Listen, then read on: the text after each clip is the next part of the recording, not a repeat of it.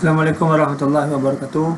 Kita lanjutkan kembali pembahasan soal untuk persiapan bagian 5 ini. Sekarang kita lihat soal pertama adalah soal yang berhubungan dengan materi. Di sini dijelaskan generator ya. Ini lebih tepatnya ada di dalam induksi elektromagnetik. Ya, materinya aplikasi induksi elektromagnetik.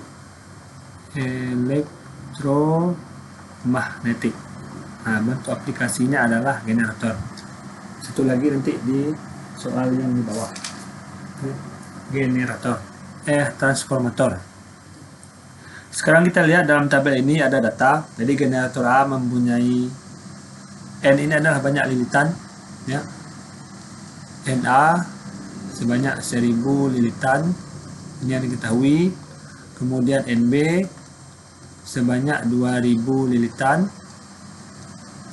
Kemudian B ini adalah medan magnetnya. BA berarti 4 kali 10 pangkat min 2 Tesla. Kemudian untuk yang B 3 kali 10 pangkat min 2 Tesla. Jika generator A dan B berputar dengan frekuensi yang sama. Apa artinya? Jika frekuensinya sama berarti FA sama dengan FB. Otomatis ini nilai kecepatan sudut putarnya juga sama ya. Untuk mencari besar perbandingan GGL maksimum ya. Jadi kita tulis E maksimum itu sama dengan N dikali B dikali A dikali omega ya. Karena dia minta perbandingan, maka kita lanjutkan di sini. Di sini Bapak buat di sini A, di sini B, berarti ini NA, kemudian BA, kemudian ini AA, di sini omega A. Kemudian ini NB, kemudian BB, sini AB, di sini omega B. Karena di soal dikatakan frekuensi sama, di mana otomatis langsung nilai omeganya juga akan sama. Kenapa? Dalam omega ini ada nilai F. Omega sama dengan 2 PF. Ini juga sudah sering disampaikan. Otomatis ini bisa kita coret. Ini juga karena tidak ada datanya, berarti juga dianggap sama. Tinggallah perbandingan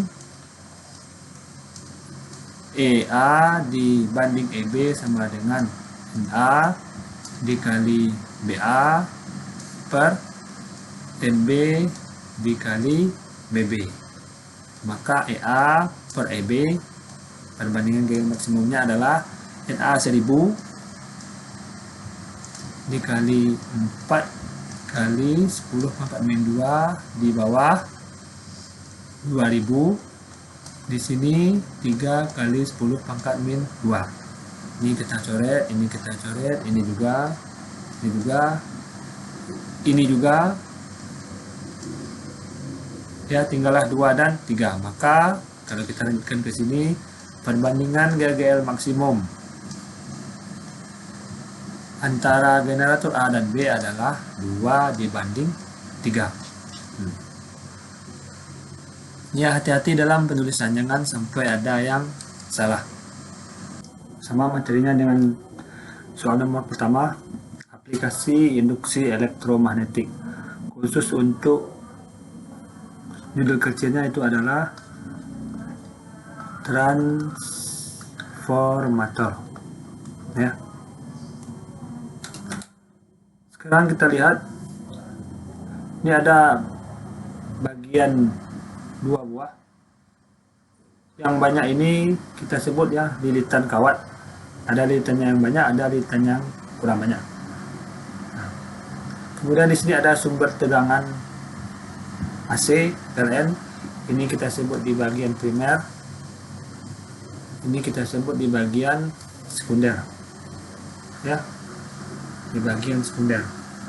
Kemudian dari data ini bisa kita buat apa yang diketahui. Pertama ada tegangan primer sebesar 220 volt, kemudian harus pada kumparan primer ini atau lilitan primer ini sebesar 20 mA.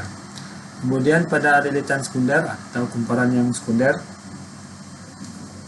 nilai Vs-nya sama dengan 10 volt. Ya, IS-nya tidak ada. Sayangnya di pertanyaan soal ini hanya diminta perbandingan antara jumlah lilitan primer dan sekunder. Kalau hanya diminta perbandingan NP dibanding dengan NS, maka cukup kita cari dengan membandingkan antara Vp dengan Vs, mana NP dibanding NS, Vp nya 220 volt, NS nya Vs nya adalah 10 volt, maka NP dibanding NS sama dengan ini, kita coret 22 dibanding 1 ya. Berarti ini perbandingannya.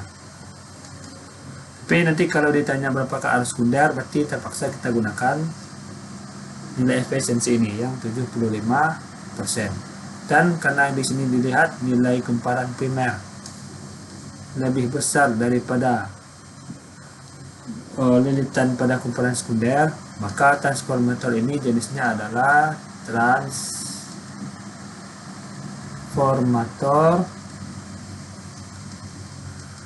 step down ya. Step down. Kita pindah lagi ke soal nomor 3.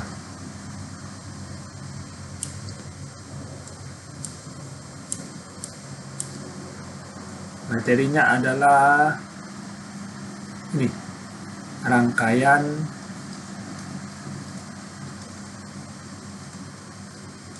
RLC.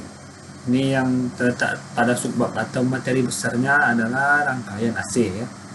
Dimana kita tahu AC ini ada lambang tegangan bolak-balik.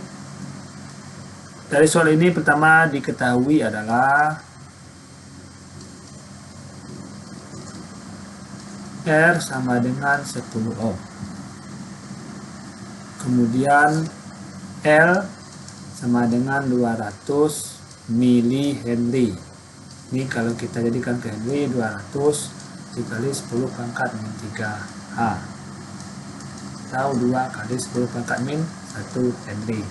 Kemudian C 1 M ini mili ya, milifarad, atau 1 dikali 10 pangkat min 3 farad.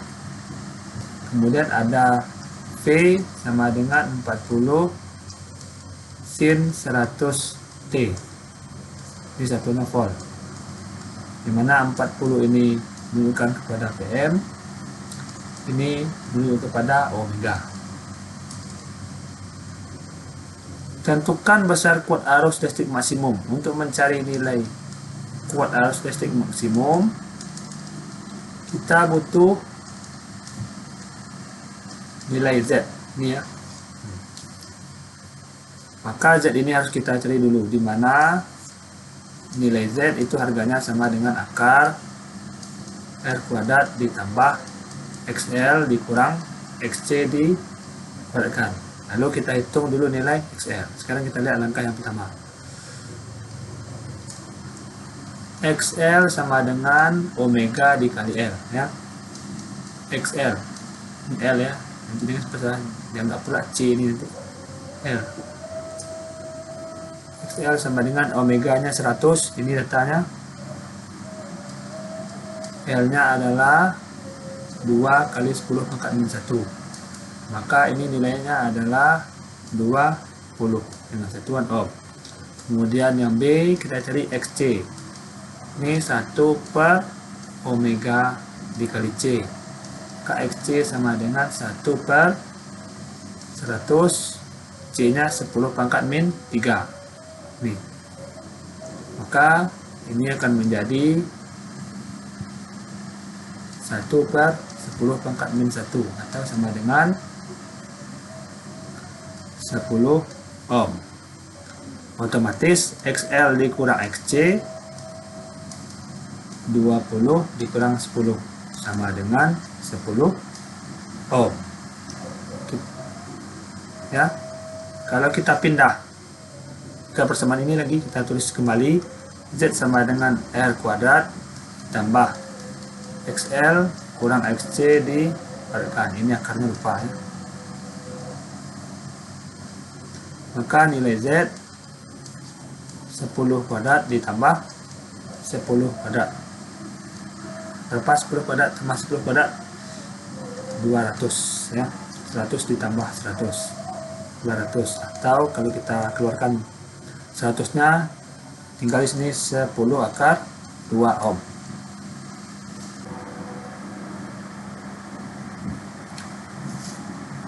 Kita IM sama dengan VM per Z. Maka nilai IM, VM-nya 40, Z-nya 10 akar 2. Maka nilai IM sama dengan 4 per akar 2. Berarti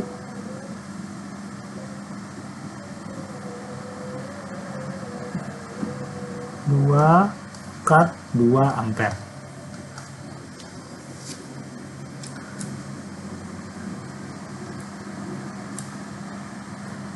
Sekarang kita pindah ke soal nomor 4. Tuliskan urutan gelombang elektromagnetik dari panjang gelombang terpendek ke panjang gelombang terpanjang. Ini materinya adalah game ya, gelombang elektromagnetik.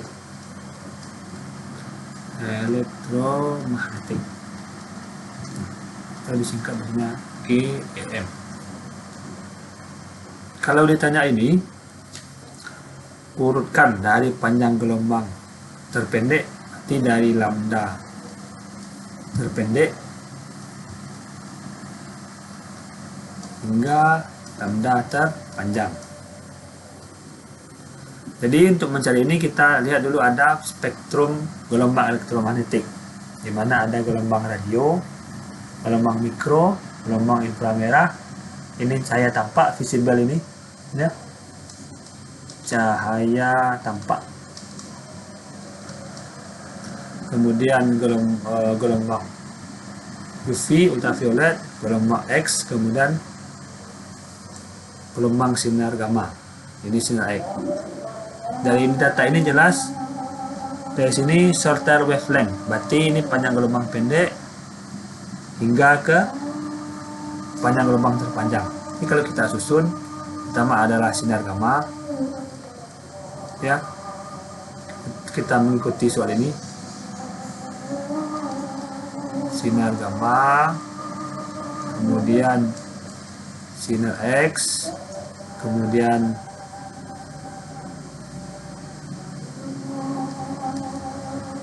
sinar ultraviolet, kemudian cahaya tampak, kemudian inframerah, gelombang inframerah, gelombang mikro, kemudian gelombang radio ya. Itu kalau minta diurutkan dari lambda terpendek hingga lambda yang paling panjang. Seandainya ada pertanyaan lagi, ini bisa ini kalau diminta susun dari frekuensi tertinggi hingga frekuensi terendah, tetap mulainya dari gamma ya, sinar gamma, atau dari energi terbesar hingga energi terendah, dimulai tetap dari sinar gamma. Jadi untuk ini nanti lambda yang pendek ke panjang, atau kemudian F yang tinggi ke frekuensi yang rendah ya, atau energi yang besar ini higher energi sampai ke energi yang rendah atau lower energi.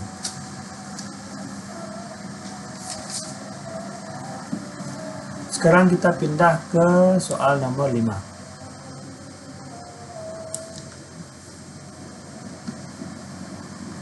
Ini materi dari bab relativitas ya. Relativitas lebih tepatnya kepada panjang relativistik atau penyusutan panjang. Sekarang bisa kita lihat sama-sama soalnya pada saat bergerak panjang sebuah pesawat menjadi setengah panjang pesawat itu dalam keadaan diam. Maka dapat diketahui nilai L sama dengan setengah dari L0. Ini adalah yang mula atau keadaan saat pesawat ini diam. Hitunglah besar kecepatan pesawat itu relatif terhadap pengamat yang diam. Untuk menghitung kecepatan ini, kita lihat dulu persamaannya adalah L sama dengan 0 akar 1 dikurang V kuadrat per C kuadrat. Maka adanya V-nya berapa? Makanya kalau kita lanjutkan di sini,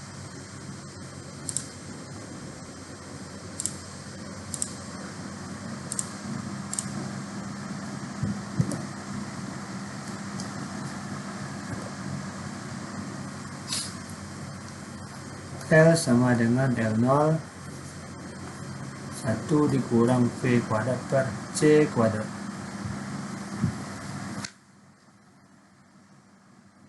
Setengah L0, ini L0, ini akar 1 dikurang V kuadrat per C kuadrat.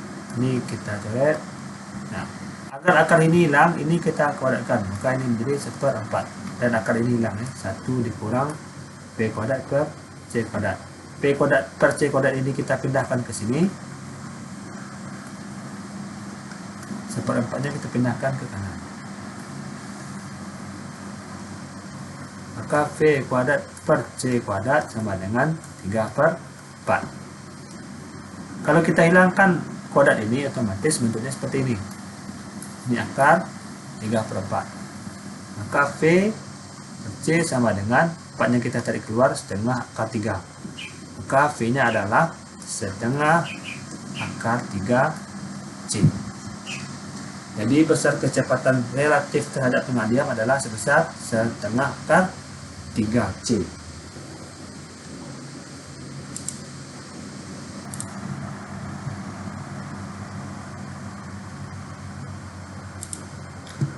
Baik, kita lanjut ke soal nomor 6.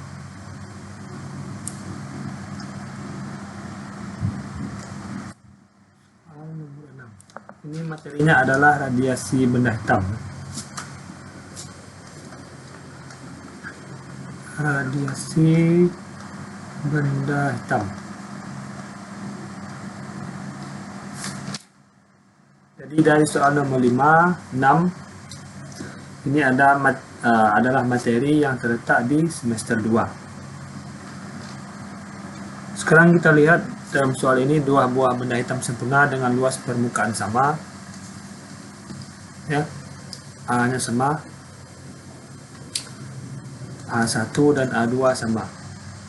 Dengan suhu permukaan masing-masing, maka kita buat T1 sama dengan 600 K. K ini bukan kilo ya, tapi Kelvin. T2 sama dengan 1200 Kelvin. Karena di sini sudah ada kata suhu, ini ya, tolong hati-hati. Hitunglah perbandingan jumlah energi yang dipancarkan tiap detik. Berapakah nilai P1 dibanding P2?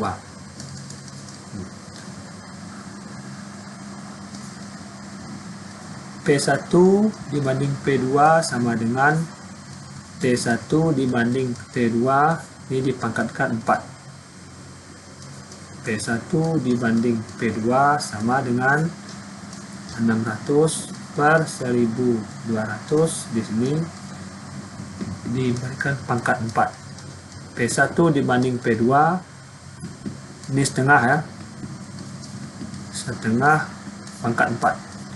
Maka bisa kita tulis hasil akhirnya adalah P1 dibanding P2 sama dengan 1 dibanding 16. Jadi perbandingan jumlah energi yang dipancarkan tiap detik dari dua benda hitam sempurna ini adalah 1 banding 16. Soal terakhir. Soal ini materinya adalah kapasitor keping sejajar. Kapasitor keping sejajar.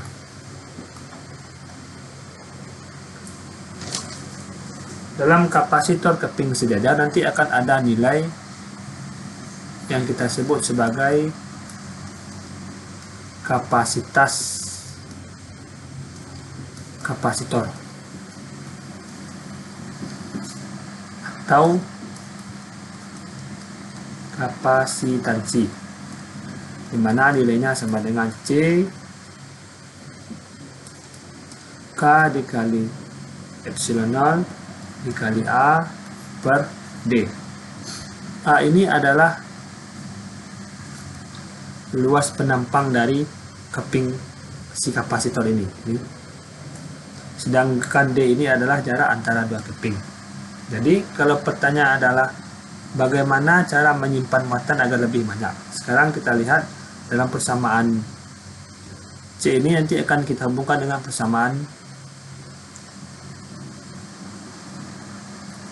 C sama dengan muatan dibagi tegangan. Otomatis di sini agar muatannya lebih besar, ini agar menyimpan muatan lebih banyak. Artinya apa? Agar nilai Q-nya lebih besar, otomatis nilai C-nya juga harus lebih besar. Caranya bagaimana? Caranya bagaimana agar nilai C lebih besar? Maka nilai A ini harus kita perbesar. Agar C lebih besar, KA harus kita perbesar. Artinya apa? Luas penampang diperbesar. Luas penampang diperbesar. Kemudian agar C-nya besar, D ini kita perkecil. Artinya apa? Jarak kepingnya diperkecil. Jarak keping sejajar dua keping yang ada di kapasitor ini kita perkecil. Jarak keping diperkecil.